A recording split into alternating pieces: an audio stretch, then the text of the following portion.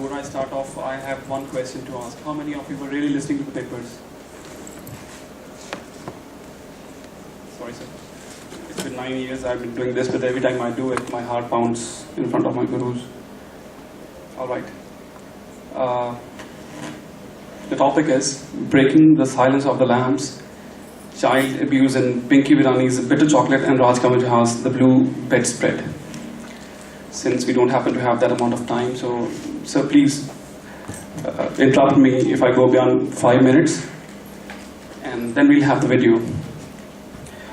Well, the title comes from a movie actually. The title Silence of Lambs refers to a conversation between Clarice Starling and Dr. Hannibal Lecter. Dr. Lecter has information about serial killer Buffalo Bill, but he won't give Clarice any clues about the identity until she shares some of her childhood memories. Her superiors warned her about sharing personal information with Lecter, but eventually she shares it anyway. She tells him about a traumatic moment from her youth after her parents died. She was sent to live with her relatives in Montana. There was a lamb slaughterhouse nearby. She was horrified by the murder of the lambs and even tried to save one. She felt helpless because she was unable to stop the slaughter. According to the World Health Organization, child sexual abuse is involvement of a child in sexual activity that he or she does not fully comprehend, is unable to give informed consent to, or that violates the laws or social taboos of the society. It is important at this stage to separate the broader issue of child abuse from the specific one of child sexual abuse.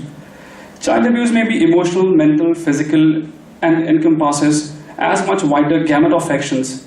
Child sexual abuse is that which targets sexuality and or sexual organs, involves sexual gestures, words, pictures, actions.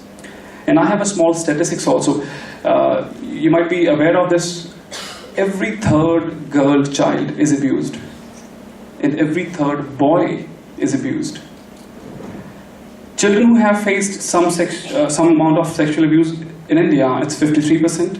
Children who report having been sexually assaulted, it's 6%. Cases where the abuser was in relationship of trust of the child, it's 50%.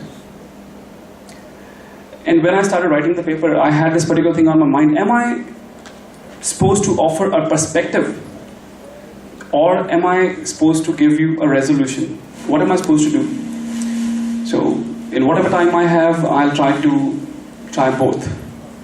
Offer a perspective and a resolution as well. So since it happens to be a lengthy paper and I don't happen to have that amount of time, so I'm going to skip a good deal of the paper. Talking about the book itself. This book, The Bitter Chocolate by Pinky Virani. This book is the first of its kind in India. Pinky Virani has startlingly merged facts and figures, research and analysis with real-life cases of child sexual abuse to break the silence on this criminal activity that we as a society have not had the courage to combat.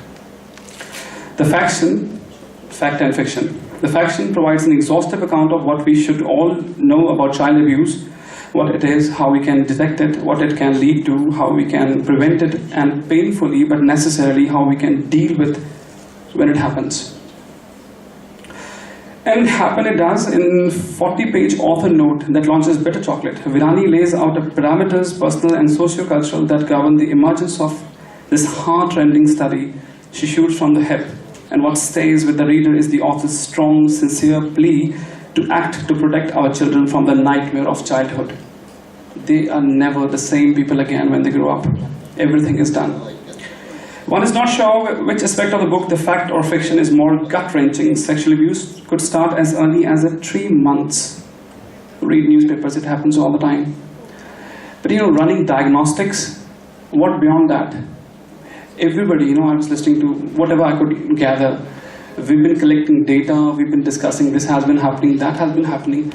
What next? And just the way my teacher has taught me in epic theatre, it is for the reader to decide, for the audience to decide. Please do it. Virani identifies significant physical and behavioral changes in an abused child that adults would ignore out of ignorance, and challenges the dangerous misconception that such evils, being restricted to certain sections of society, do not happen to people like us. She clarifies that boys are often as victims of child abuse as girls. The effects of abuse, however minor, on children are devastatingly far-reaching and through various psychological reactions may be responsible for ruining their adult lives. She then throws the figure at us how child sexual abuse is rising sharply in India, with most cases going unreported. So this book is kind of a documentary actually. How 50% of the girls and 30% of the boys under 16 are sexually abused, half of them by family members and close relatives and at home. How the number of child prostitutes in India has risen to 2 million, generating business worth 11 crores. I move on to the next book, The Blue Red Spread. The novel starts with an unnamed character receiving a call about the death of his sister has died, leaving a child behind. The child is entrusted to him for a night before it is given to a family scheduled to adopt the child. And this book basically, Rajkumar Jha does justice in artful depiction of not so usual subjects of incest and sexual abuse, with a tone that could be termed disturbing. Descriptive narrative also provides you with a window where you wonder whether to peep into reality or into fiction. The novel doesn't start or progresses in a timeline binding into a unified end, but it swings back and forth in time in unconnected parts, giving you an indication of deliberate omission.